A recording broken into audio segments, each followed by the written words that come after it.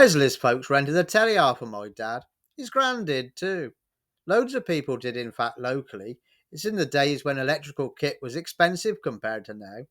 If I went with my father and his van to help carry things up people's stairs and install them, inevitably I would get talking. And that's how I came to know Wesley. A gangly, thin, tall lad, the same age as me. He too was mad on anything motorbike or car related.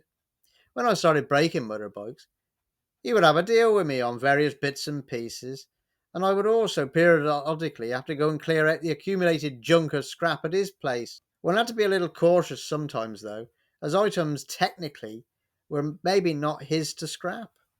One occasion of collecting some scrap from Wesley now springs to mind. I found myself and the old Bedford TK on a sunny Saturday morning backed up to Wesley's parents' garden gate, on the green, outside their council house, loading several wrecked moped and motorcycle remains.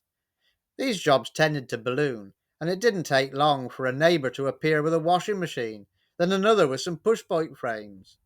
A kid on a BMX shouted that his mum had got a cooker and wanted that shifting, and it wasn't long before we spent most of the morning, Wesley and I, going up and down various garden paths on the estate with metal Detroiters.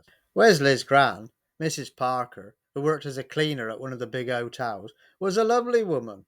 Her house was on a corner plot with a massive garden. Not like modern council housing, there was plenty of room. Wesley had taken advantage of this and had a rough old Mark 1 Astra car there he was changing the engine and gearbox in. We drove round in their Bedford TK to clear the junk he had stashed all round the rear of his grand's house. The dead engine and box head of the Astra was just too heavy for the pair of us to lift up onto the lorry's bed. Even unbolting the gearbox, we still couldn't manage it. The two of us covered in oil and slumped on the curbside with the engine lay on its side between us on the pavement. A crew of kids on bikes, not one of them older than 10 years old, began to assemble.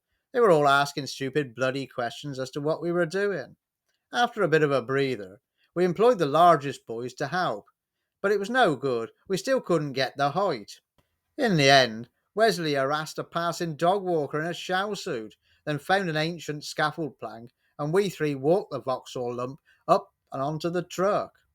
Like us, our canine lover and new friend was black to the elbows by then, and we thanked him before tying down the now substantially loaded lorry before I could head off home. Life being what it is, I hadn't long arrived back and was starting tucking into my lunch when the phone rang. It was old Will, the father of my friend Michael. They lived on the very estate I had just been to. Michael I had known for years. He had a battered Yamaha RD125DX twin that was always in a state of peril.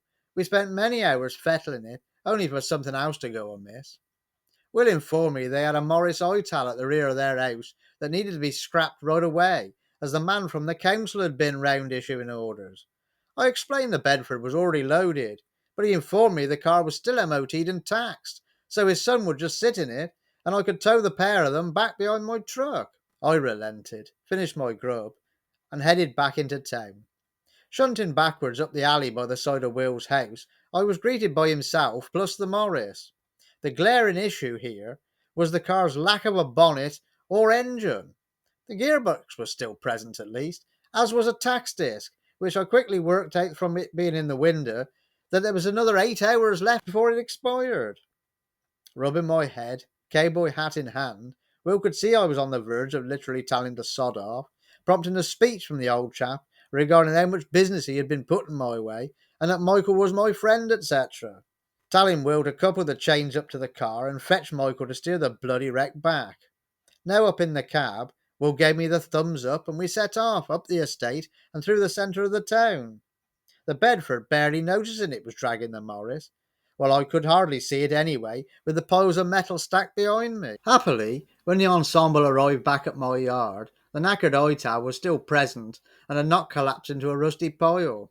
What did alarm me, though, was that instead of my friend Michael climbing out of the driver's door, I was greeted by Lee, his 14-year-old younger brother. Michael was away working on the farm apparently that Saturday, and Will had admitted to mention this.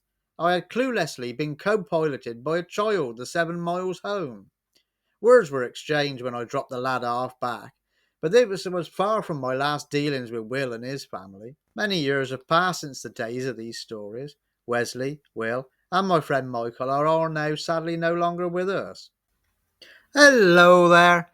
Thank you for watching my video. If you've enjoyed this one, would like to see a few more, then please like, share and subscribe. It is appreciated. It does mean a lot. Also, take a look at my merchandise channel, the address for which will be on the screen now. Take care, everybody. All the best.